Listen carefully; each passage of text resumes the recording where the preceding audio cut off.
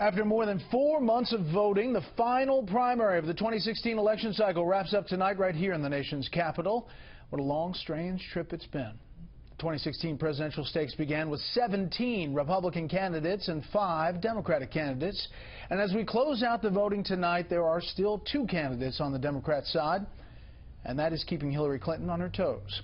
Correspondent Jennifer Griffin reports tonight on how Clinton is trying to face off with Donald Trump while also trying to court supporters of Bernie Sanders. As Democratic voters in Washington, D.C. went to the polls today in the nation's final primary, Hillary Clinton took the gloves off in Pittsburgh, angrily rebutting Donald Trump's assertions in the wake of the Orlando attack. He went on TV and suggested that President Obama is on the side of the terrorists. Now just think about that for a second. Even in a time of divided politics, this is way beyond anything that should be said by someone running for President of the United States.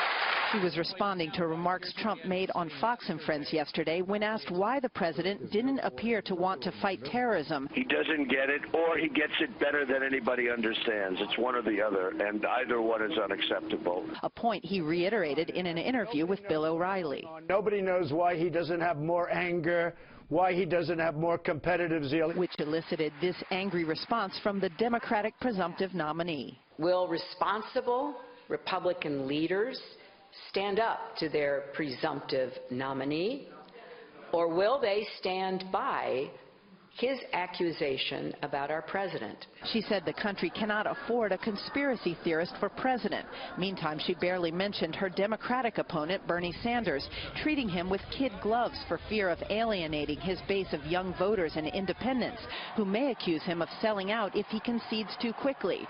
Sanders spent the day on Capitol Hill and refused to say whether he would endorse her tonight after the Washington polls close. Why do you continue to refuse to endorse Hillary Clinton? Don't you think your refusal is helping Donald Trump? What this fight has always been about is transforming America. It is standing up for working people. It is fighting for a progressive agenda.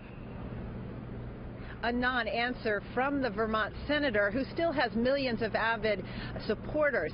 Clinton will meet Sanders on neutral territory here in Washington, D.C. tonight after the polls close. Aides to Sanders tell us he has no plans to concede. Brett. Jennifer, thank you.